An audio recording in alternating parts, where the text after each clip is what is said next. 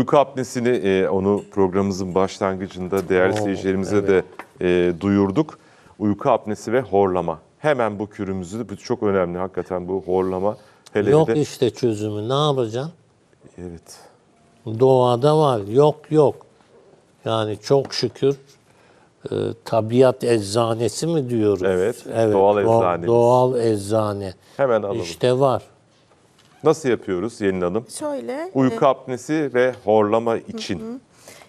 yaklaşık yarım litre kadar suyumuzun içerisine lahananın dış yapraklarını ekliyoruz. Yaklaşık 3 yaprak. Ben burada böldüm. Bunu ekliyoruz. 15 dakika kadar demliyoruz. Gün içerisinde sabah ve akşam olacak şekilde 2 defa suyunu tüketebilirler aç olacak şekilde.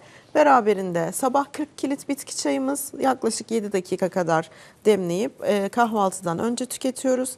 Akşamda yine bir su bardağı kadar suyumuzun içerisine yaklaşık 6-7 başak kadar karabaş otumuzu ekliyoruz.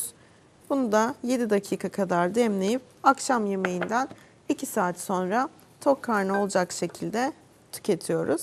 Yaklaşık 40 gün kadar düzenli bir şekilde uyguluyoruz. Bu horlamayı kesiyor mu hakikaten ya? Vay, muhteşem bir kür hocam. Uyku apnesi. Uyku apnesi. Birebir. O horlama zaten. Birebir. Evet.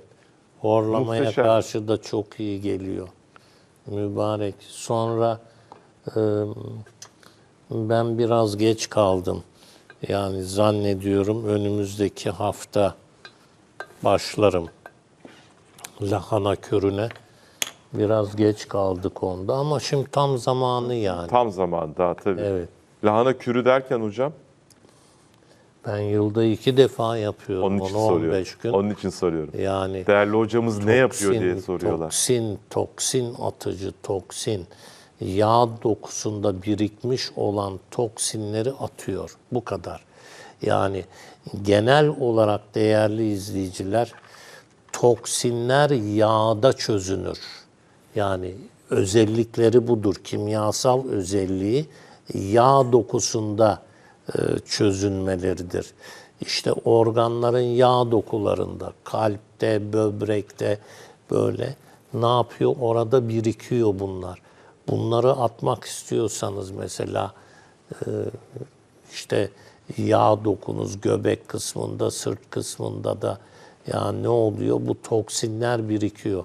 Bunları atmak istiyor musunuz Hüseyin? Evet. İşte bak bu mübarek ne yapıyor? O yağda çözünmüş olan toksinleri transformasyon yapıyor. Yani yağda çözüneni suda çözünür hale getiriyor. O suda çözünme özelliğini kazandı mı terlemeyle, idrar yoluyla vücuttan atıyorsunuz demektir. İşte lahananın özelliği bu. Transformasyon yapıyor.